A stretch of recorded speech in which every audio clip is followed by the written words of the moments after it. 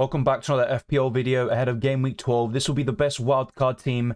I've got so many injury doubts at the moment. I've got 3 currently, with Erling Haaland being cleared yesterday after his brace against Young Boys, but still plenty of problems, and maybe the wildcard could be best deployed now. For those of you still with the chip, you can also consider a period between Game Week 18 onwards, especially if Man City and Brentford get that double game week in 20. There's so much to consider, but I think Game Week 12 could be a decent time to use it and quite underrated in general. If you haven't enjoyed this video, smash the like button and subscribe for new. Our aim is to get this video to the 200 likes, and we're going to keep on pushing towards 22,000 subscribers and beyond. But without further ado, let's jump straight into this video. Johnston is the highest scoring goalkeeper in the game with 49 points, and I think Raya is also a very decent alternative, and he's got the highest points per game of any goalkeeper, and it's between those two, I think, as your main choice between the sticks. Areola is going to be your backup, and you can even start him in some of the games coming up, but if you do go for Johnston, I think the plan will be to start Johnston for the next 3, and then Areola for most game weeks going forward. So you could argue that Johnston isn't really needed, but I still think he's a good choice, and of course, if you want someone a bit more reliable in the long term in terms of fixtures, then David Raya could be your best bet. Let me know your thoughts down in the comment section below. I think it's a very close call between Johnston and Raya, but because of long-term fixtures and despite having a lower ceiling, I think Raya could edge it and be a slightly better option between the sticks. So let me know your thoughts there, but I'm going to go for David Raya. I still think Johnston is a great option though. I would consider an Arsenal defender still, even if you go for Raya or Johnston, and I think Saliba or Gabriel are the best options in the heart of that Arsenal defence. I think Saliba is a bit more nailed on overall. He gets more bonus points, and he has been a better FPL asset this season, but Gabriel is still a good choice at 4.8 million. You've also got Ben White, who's still a decent option as well, but I'd definitely avoid Zinchenko and Tomiyasu. There's going to be a bit of rotation there on the left-hand side, although Tomiyasu does appear to be first choice at the moment, and against low blocks, I think Zinchenko will be deployed, as we saw against Sheffield United as well. But I think with Arsenal defenders, it's going to be Gabriel, Saliba, and if you've got the funds, I would go for the Frenchman instead. Next up will be a bit of a weirder pick, and I'm not really a big fan of this team, especially defensively, but Wan-Bissaka and Man United could definitely offer you some really good value. You've also got Harry Maguire at 4.2 million, but Wan-Bissaka has started the last couple of games for Man United across all competitions, and he has been very solid to say the least, producing 8 points in Game Week 11 against Fulham. So I think Wan-Bissaka is probably the best way to cover Man United defensively, but you do have Harry Maguire as well, who is even cheaper. So that's something else to consider. And despite being benched in Game Week 11 against Luton Town, I would consider Tsimikas. I still think he'll start most games for Liverpool in Robertson's absence, but as I said a couple of weeks ago, and a lot of Liverpool fans echoed the same sentiment, there is the possibility of Joe Gomez or Endo playing as the left back, and we saw that against Luton Town. That might have been a conscious decision by Jurgen Klopp to, defend against those set pieces from Luton Town, but in the end, I still think Tsimikas will start most games, and he's a good option on the wild card, and if you're looking for a defender in the long term. But if he is benched against Brentford, then it doesn't look really good, of course, and my sentiment and opinion on him will change, and I don't think he'll feature in future wildcard videos. So let's wait and see if that's the case. We've got 2 defenders remaining, and of course, Dan Burn is injured for a couple of months, it seems, so that's another one we have to consider. But I would still go for a Crystal Palace defender, and if you don't go for Johnston, it's fine. You can go for Gay, Mitchell, or Joachim Andersen. Take your pick from those 3. I would just go for Gay, and I think he's the best for bonus points between him and Mitchell, but Mitchell does appear to have more attacking threat this season. And then you've got Joachim Andersen, who is the best, but he's also 0.4 million more expensive, so I don't think you need to spend the extra 0.4. You can just go for Gay or Mitchell. Take your pick from those 2. I'm going for Mark Gay, one of the best centre-backs in the league in my opinion. And the last defender is someone in my own team selection, and that's Jamal Lascelles, who got a 9-pointer against Arsenal in Game Week 11, and at 4 million that he's priced at now, he offers tremendous value. I got him in at 3.9 million, so I've got a bit of value tied up in him, and I think he's a great option so long as Botman is out. Despite Arsenal not being at their best this season, I have gone for a triple up, which is a bit risky. I think a double up is also more than fine, and that's why you can go for Johnston over Raya, or maybe another defender instead of Saliba. But I'm going for Saka. I still think he's a good option long term, and he's in my top 3 midfielders from now until the end of the season, alongside Heung-min Son and, of course, Mohamed Salah. So Saka has been in poor form himself, and I don't think he's produced his best football in recent weeks. He's just coming back from an injury, and I think Arsenal in general have struggled struggle to find that chemistry in the attack and that fluidity. But I think if Nketiah does miss out against Sevilla today, we could see a front three of Trossard as the false nine, Martinelli and Saka.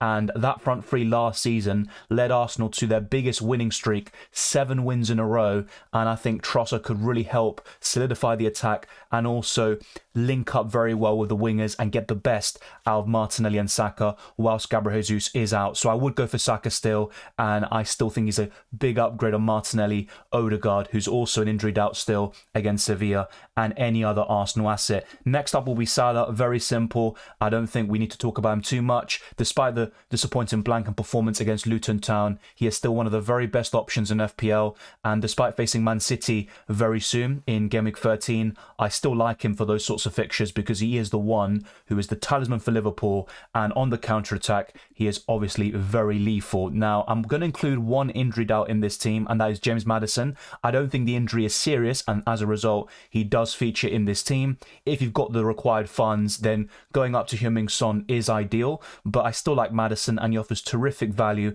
He is an injury prone player though. He's already had a few injury scares for Tottenham this season, and with the amount of injuries and suspensions Spurs have, it might be very difficult for them to navigate this upcoming period against Wolves, Aston Villa and Man City. But I still like having one of their assets, and I think it's between Maddison or Son. And like I said, if funds are no issue, then Heung-min Son would be the preference. But by no means is James Maddison a bad FPL option. The fourth player in this midfield will be Jarrod Bowen, and Kudus is obviously getting all the limelight. He's been fantastic in recent games, but Jarrod Bowen is more nailed on. He can play down the middle, and he's been very consistent for West Ham this season. And I honestly think whether he's playing on the right or up front, he's going to do a really good job, and I think he definitely deserves a spot in your wildcard team. And if you don't have Bowen already, I think now is a really good time to buy him still, with some great fixtures over the next 6-7 game weeks. The final midfielder is going to be someone who scored a quite contentious goal at the weekend, but it doesn't matter, it's still FPL points, and that is Anthony Gordon facing Bournemouth away next.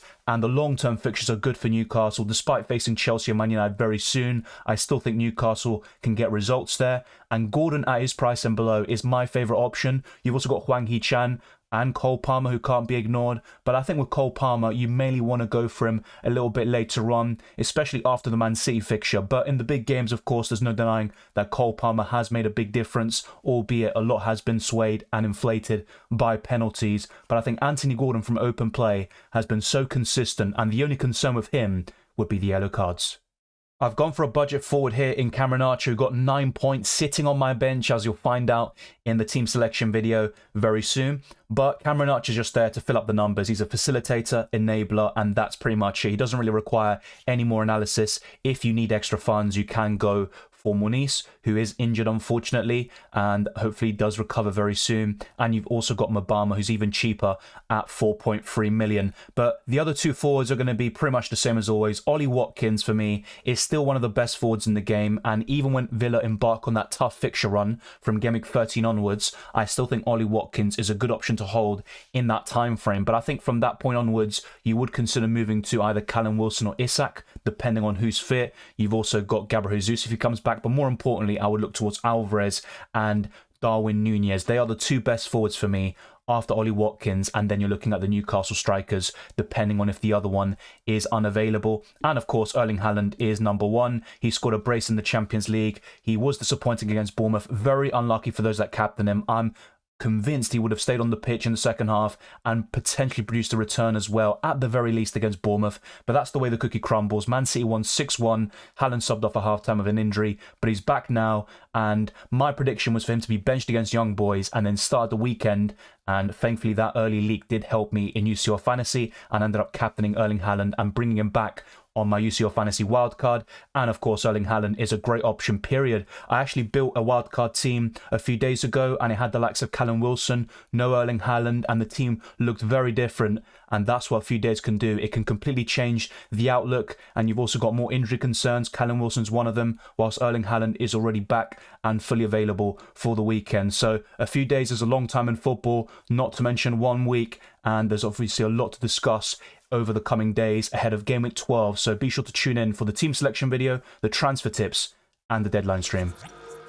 It's time to go through the starting 11. Raya is in goal, but you can go for Johnston. In my opinion, they're the two best goalkeepers in the game right now. I've gone for a back three of Lascelles, Saliba and Wan-Bissaka, all with plum fixtures. Salah, Saka, Maddison, Bowen and Gordon is the midfield five.